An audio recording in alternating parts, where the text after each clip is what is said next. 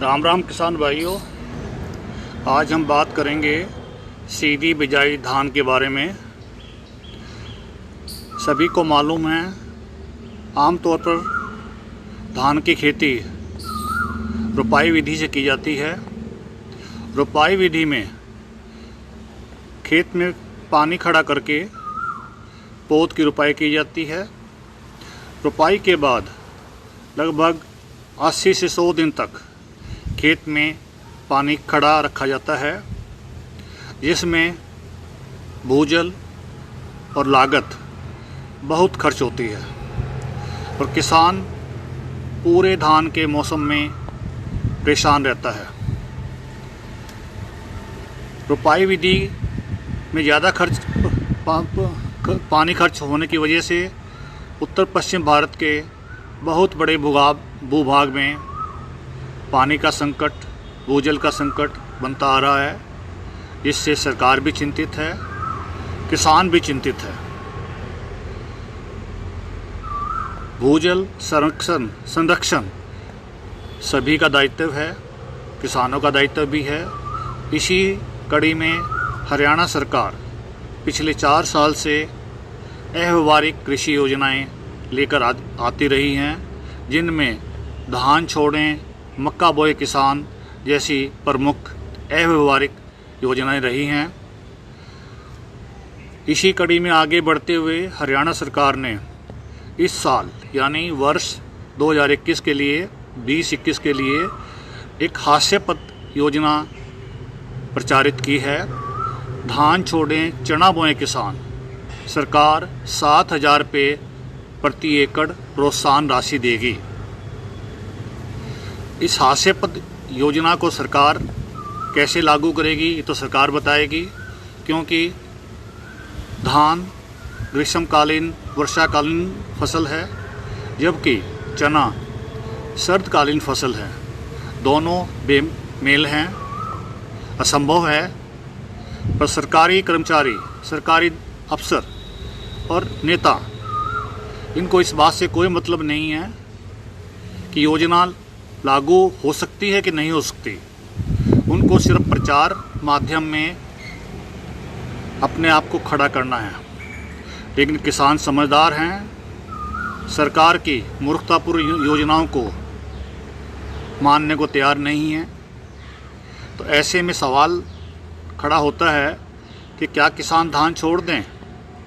मेरे विचार में किसानों को धान जारी रखनी चाहिए, क्योंकि धान किसान हित में है, जो आमतौर पर 35 से 40 हज़ार रुपये प्रति एकड़ का शुद्ध लाभ देती है, जो वर्षाकालीन कोई दूसरी फसल दे नहीं पाती है।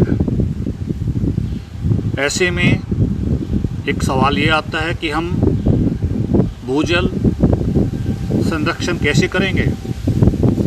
इसी सिलसिले में कृषि वैज्ञानिकों ने और हमारी अनुसंधान टीम ने पिछले 1 दशक में मेहनत करके सीधी बिजाई धान तकनीक को सुधारा है, जो अब लगभग कामयाब तकनीक है, जिसे अपनाकर पिछले साल पंजाब में 16 लाख एकड़, हरियाणा में 5 से 6 लाख एकड़ भूमि पर सीधी बिजाई धान की खेती की गई है।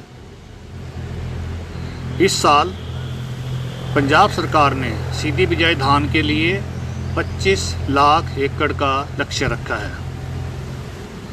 सीधी बिजाई धान, जैसे मैंने पहले बताया, बहुत ही सरल खेती है, जो गेहूँ, जौ, चना, ज्वार, बाजरा, मक्की, अरहर, मूंग की तरह की खेती होती है,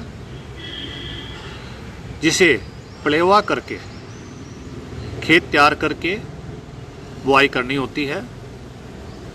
सीधी बिजाई धान की बुआई 20 मई से 7 जून तक करनी है, क्योंकि बुआई के बाद 15 से 20 दिन सूखा मौसम चाहिए, यानी वर्षा रहित मौसम चाहिए, जो 7 जून की बाद की बिजाई में संभव नहीं हो पाएगा, जिसकी वजह से बाद की बुआई पर खरपतवारों का ज़्यादा प्रकोप रहता है और किसान परेशान हो जाते हैं। सीधी बिजाई धान में प्रति एकड़ 8 किलो बीज की मात्रा रखनी है।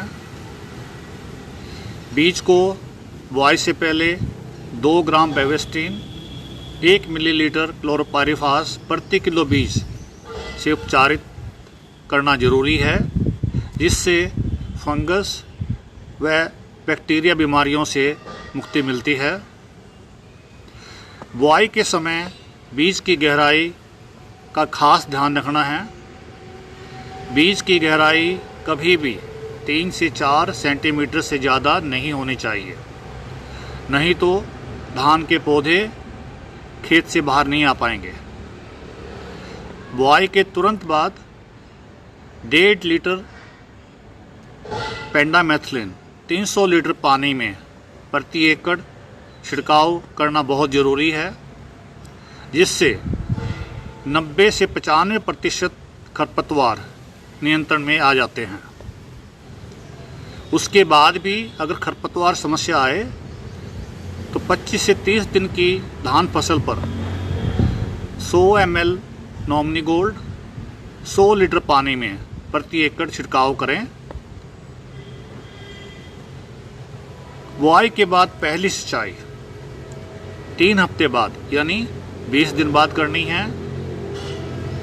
उसके बाद की सिंचाई 10 से 15 दिन के अंतराल पर सूखा गिल्ला प्रणाली से वर्षाधारित और भूमि आधारित करनी है। तो किसान भाई पूछेंगे कि पहली सिंचाई 20 दिन में तो फसल मर जाएगी। मैं किसान भाइयों को विश्वास दिलाता हूँ कि धान की फसल ज्वार बाजरा मक्की की तरह ही मजबूत फसल है। बुआई के पहले 15 से 20 दिन में धान की फसल कभी नहीं मरेगी। किसान भाई निश्चिंत रहे, कितनी भी गर्मी लू पड़े धान की फसल मजबूती से खड़ी रहती है और इसी से खरपतवार नियंत्रण में बहुत सहायता मिलती है। खाद और बीमारियों और कीड़ों के नियंत्रण के लिए जो सिफारिशें रोपाई धान में की गई हैं, किसान भाई उन्हीं को अपनाएं। लेकिन सीधी बिजाई धान में अक्सर एक समस्या देखी जाती है कि शुरुआती फसल में पौधे सफ़ेद या पीले पड़ने शुरू हो जाते हैं, जो आयरन की कमी से होते हैं। उसके लिए किसान भाई 1% आयरन सल्फेट का स्प्रे करें, यानी 1 किलो आयरन सल्फेट 100 लीटर पानी में स्प्रे करें।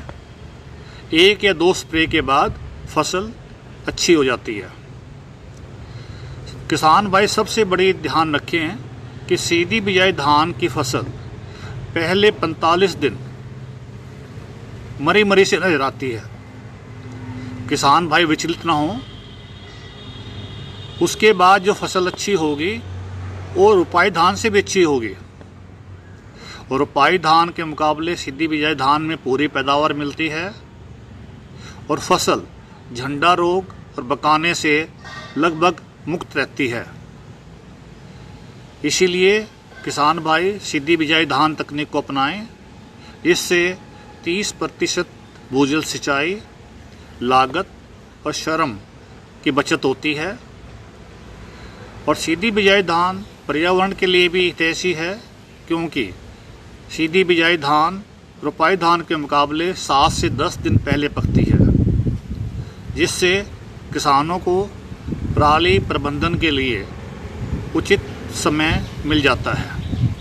इसीलिए सभी किसानों से अनुरोध है कि किसान भाई सीधी बिजाई धान तकनीक को अपनाएं और अपने फ़ायदे के लिए, पर्यावरण संरक्षण के लिए और देश हित में सीधी बिजाई धान सरल खेती है। धन्यवाद प्लीज़।